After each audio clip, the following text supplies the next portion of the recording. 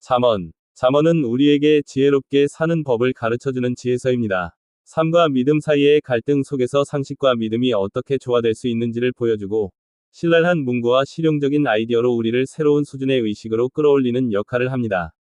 오랜 시간에 걸쳐 검증된 진리만을 기록했다는 것이 잠언의 중요한 특징입니다. 어떤 학자는 잠언을 압축된 삶의 경험이라고 표현하기도 했습니다. 이런 종류의 문학은 한꺼번에 이해하려고 하기보다 묵상을 통해 한 구절 한 구절 서서히 음미하는 것이 효과적입니다.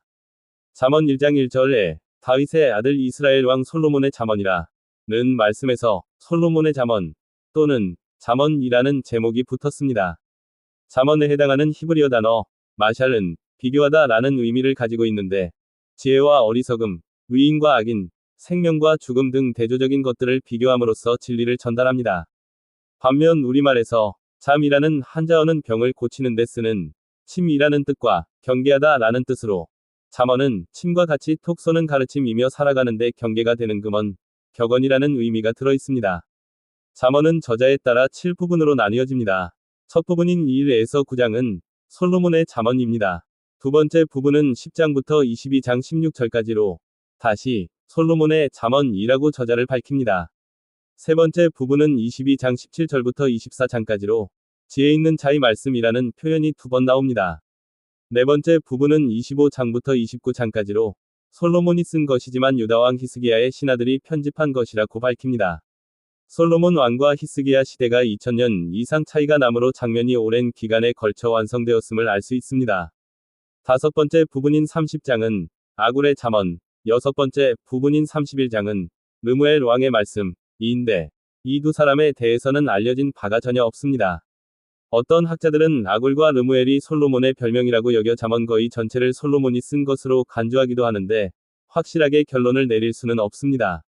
마지막 일곱 번째 부분은 31장 10에서 31절까지로 혁명에 현숙한 여인이 나옵니다.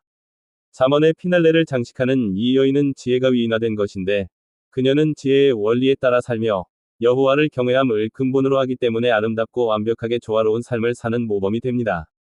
솔로몬이 열왕기상에서 말한 3000개의 잠언 중 300에서 400개가 구약 잠언에 수목되었으므로 장면에서 그의 공이 가장 큰 것만은 확실합니다. 이렇게 솔로몬을 주요 저자로 선택한 것은 그가 상식과 하나님이 주신 어마어마한 지혜와 하나님의 말씀까지 가진 이상적인 인물을 상징하기 때문입니다. 1장 2에서 7절에 잠언의 목적이 7가지로 잘 나와 있습니다.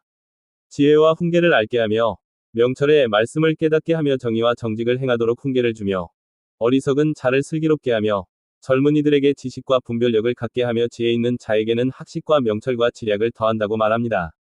또한 여호와를 경외하는 것이 지식의 근본이거늘 미련한 자는 지혜와 훈계를 멸시하느니라는 7절은 잠언의 핵심 구절로 여호와를 경외하는 법을 배우게 하는 것이 장면의 목적이라고 밝히고 있습니다.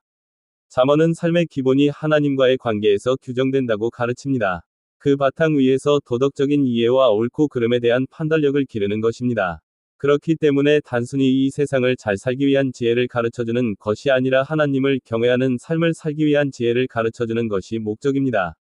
삶의 세세한 이슈들을 토라의 관점에서 어떻게 바라보아야 할지 다루어져 있습니다. 실제로 잠언은 다양한 삶의 이슈들을 다룹니다. 악한 무리와 어울리는 것의 대가, 훈계와 보상, 부모에게 효도하는 것, 미련한 자의 말로, 훌륭한 인격의 가치, 위선적 믿음, 무절제의 위험, 사업윤리, 이웃과의 관계, 결혼관계, 음탕함, 거짓과 속임, 교만함의 위험, 나태와 게으름, 말을 조심하는 것, 불의한 저울, 보증을 서는 문제, 수다, 다툼, 오만, 험담, 명예훼손, 미움, 비방, 사기, 시기, 술취함, 뇌물, 자족함, 식탐, 분노, 실패, 가난, 부유함, 관대함, 검소, 인내 등 광범위한 주제들을 다룹니다. 어떤 학자의 말대로 잠언은 영혼을 살 수 있는 건강한 인격으로 준비시키고 성장시키는 책입니다. 그러기에 아비의 훈계, 어미의 훈계라는 수식이 나오며 가정에서 아이들과 함께, 특히 청소년과 함께 읽으며 인격을 성장시키기에 좋은 책으로 추천합니다. 다만 잠언을 읽을 때 이것은 지혜로운 안내서이지 율법과 같은 절대적 명령의 선포는 아니라는 것에 주의해야 합니다. 잠언이라는 장르를 잘 이해하고 읽어야 잘못 적용하는 실수를 범하지 않을 수 있습니다. 예를 들면, 손을 게으르게 놀리는 자는 가난하게 되고, 라는 말씀은 일반적인 삶의 원리를 이야기한 것이지 절대적이고 예언적인 선포는 아니라는 것입니다. 부지런해도 여러 다른 요인들 때문에 가난을 벗어나지 못하는 경우가 너무 많기 때문입니다. 잠언은 지혜의 말씀이지만 지혜롭게 읽지 않으면 오히려 지혜롭지 않게 될 수 있습니다. 구독과 좋아요는 영상 제작에 큰 도움이 됩니다.